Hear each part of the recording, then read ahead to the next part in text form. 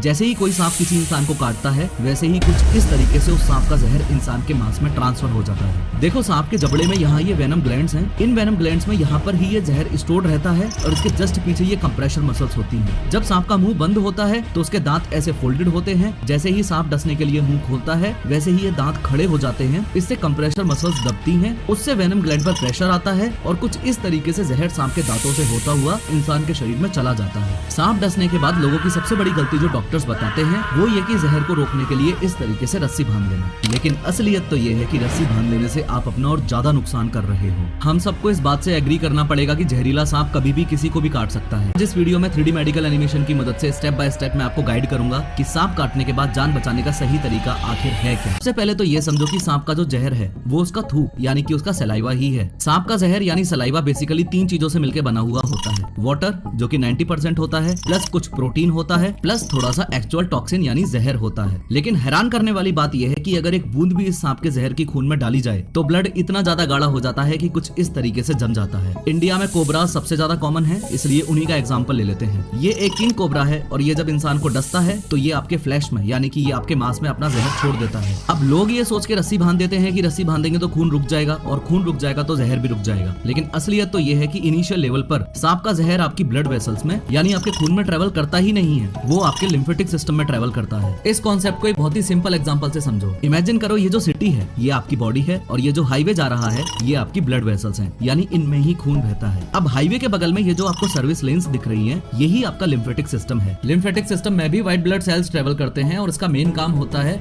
आपकी सिटी को यानी कि आपकी बॉडी को क्लीन करना। चौंकाने वाली बात यह है कि इनिशियली सांप का जहर भी इन सर्विस लेन्स में ही यानी इस लिम्फेटिक सिस्टम में ही ट्रेवल करता है, आपके हाईवे पे नहीं यानी आपके ब्लड वेसल्स में नहीं। इसलिए सांप काटने के बाद जैसे ही आपने रस्सी बांधी वैसे ही आपने सिर्फ हाईवे पर बैरिकेड लगाया है। सर्विस लेन्स अभी भी खुली पड़ी हैं और जहर उनके थ्रू आपकी बॉडी में ट्रेवल ऑलरेडी कर चुका है। इसलिए रस्सी बांधने से आपका नुकसान कुछ ऐसे होगा कि हाथ के उतने हिस्से में पहले तो ऐसा एडिमा डेवलप हो जाएगा, फिर ऐसे ब्लिस्टर्स पड़ जाएंगे और हाथ नीला पड़ जाएगा और सबसे लास्ट में कंपार्टमेंट सिंड्रोम की नौबत आ जाएगी, यानी मसल्स पर इतना प्रेशर डेवलप हो जाएगा कि वो वहाँ से फट जाएंगी। 100 बात की एक बात यह है कि सांप काटने के बाद अगर आपने रस्सी बांधी तो जहर तो शरीर में वैसे ही फैला, ऊपर से हाथ काटना पड़ेगा वो अलग। साथ ही ये बात भी याद रखो कि ये इनिशियल स्टेज थी, वरना ऐसे तो सर्विस लेन्स लास्ट में जाके हाईवे में ही मिल जाती हैं। हाँ, बॉडी में भी। सांप काटने के बाद जान बचाने के लिए अगर सबसे घटिया हरकत कोई की जा सकती है तो वो ये है, चूस जहर चूस।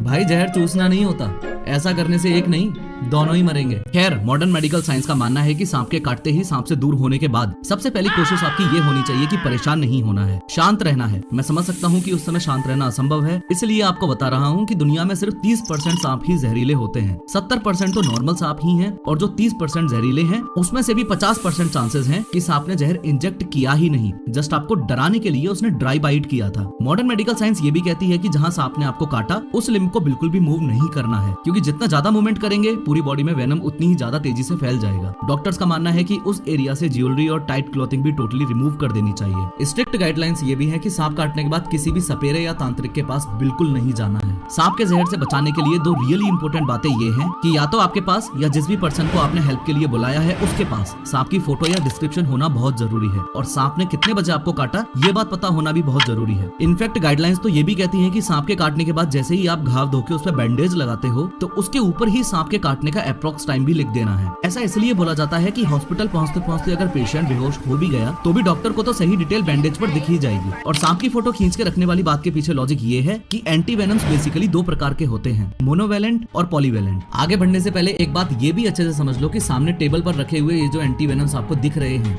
सांप काटने का, ये एकमात्र इकलौता इलाज है। ये मोनोवेलेंट वाली डिब्बी के अंदर वो एंटीवेनम है जो उस पर्टिकुलर सांप के लिए ही बनाया गया है। जैसे कोबरा का एंटीवेनम अलग होता है और रेटल स्नेक का अलग होता है एक्सेट्रा। लेकिन पॉलीवेलेंट वाली डिब्बी के अंदर एक कॉमन एंटीवेनम होता है जो काफी स्नेक बाइट्स पर असर करता है और कुछ पर असर नहीं भी करता है। अब पेशेंट तो हॉस्पिटल पहुंचते पहुंचते बेहोश हो सकता है, लेकिन अगर आपके पास फोटो हुआ तो आपको सही एंटीवेनम दिया जा सकता है। सोचो अगर आपने गलत डिस्क्रिप्शन दे दिया और किसी दूसरे सांप का एंटीवेनम डॉक्टर ने पेशेंट के शरीर में डाल दिया तो सांप के जहर से कैसे बचना है वो तो आपको समझ आ गया, लेकिन इस वीडियो पर क्लिक करके ये समझो कि कुत्ते के काटने के बाद दुनिया की डेडलीस्ट वायरस रेबीज से कैसे बचना है।